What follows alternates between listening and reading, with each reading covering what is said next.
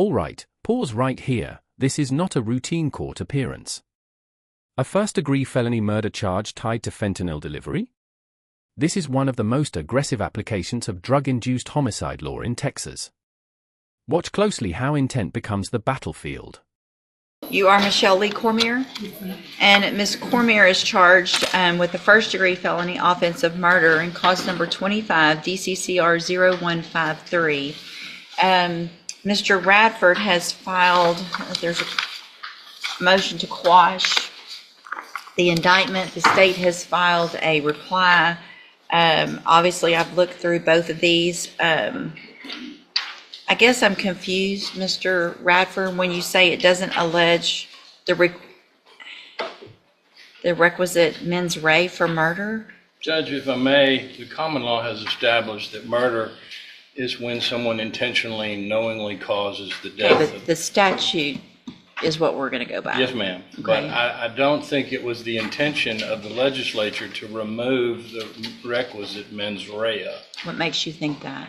Because the common law going back 1,000 years has required murder to be intentionally and knowingly. But they've added section B4, which it's a little confusing because the caption states it's 1902C, but the way it reads is the way B4 reads under 1902, which requires only knowingly, not intentional, knowingly manufactures or delivers a controlled substance included in penalty group 1B, blah, blah, blah. That's fentanyl. That's what the allegation is. And so it actually has the mens rea of knowingly deliver. It reads straight from the statute, so I'm going to deny that motion. And there it is, motion to quash denied.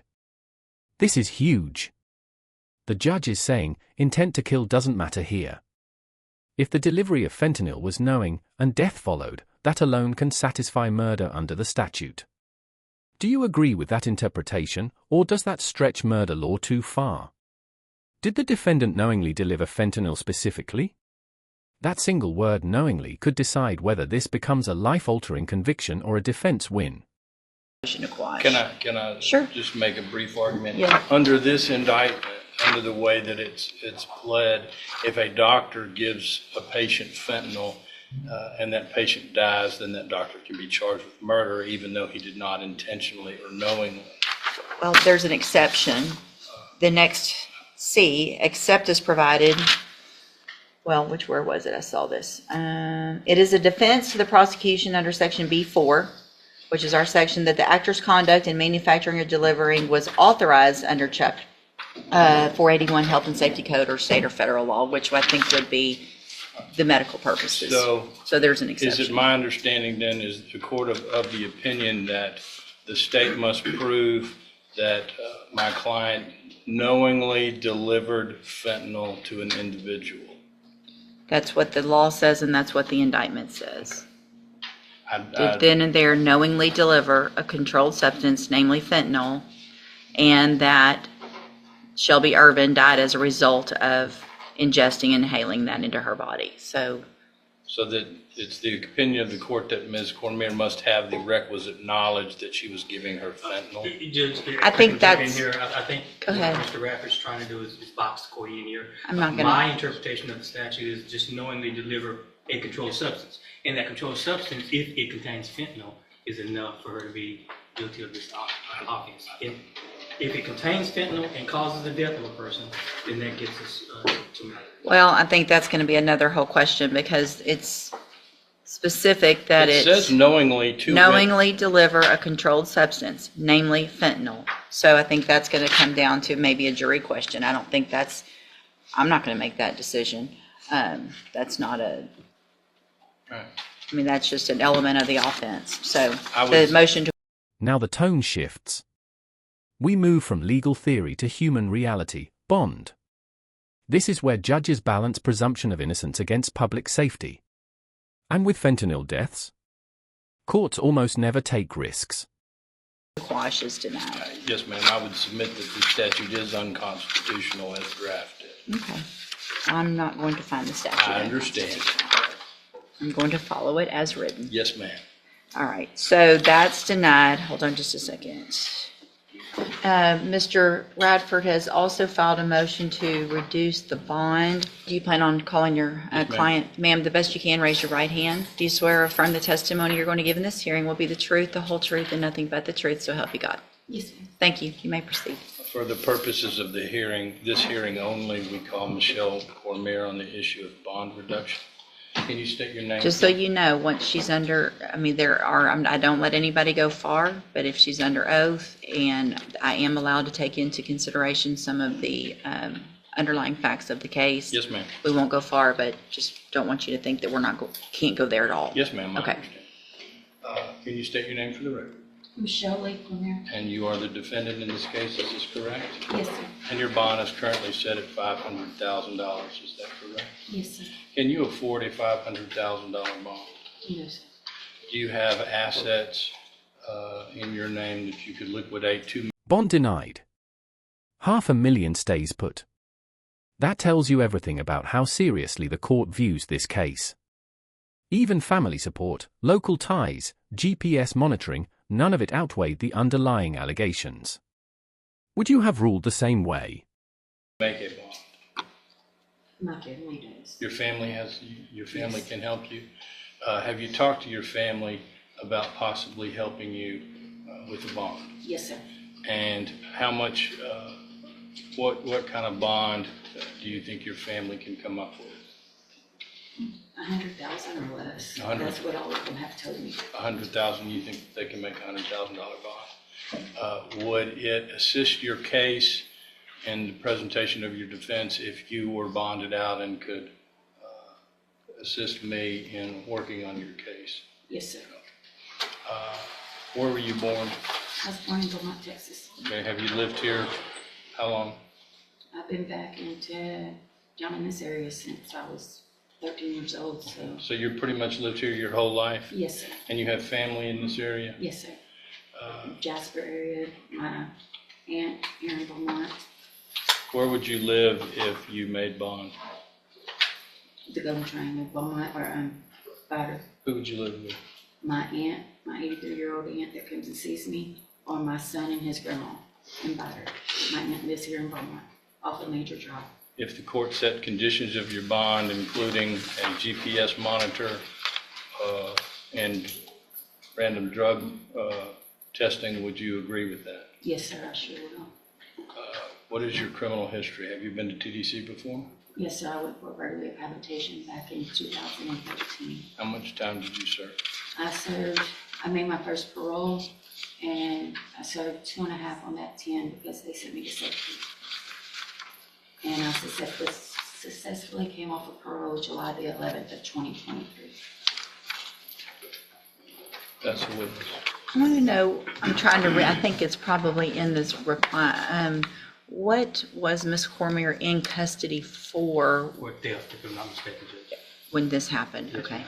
So the allegations here are that you were in custody for theft. Can I rephrase that?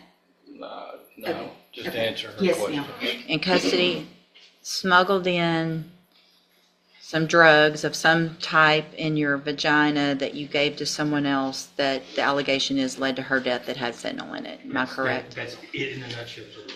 All right, go ahead, Mr. Coleman.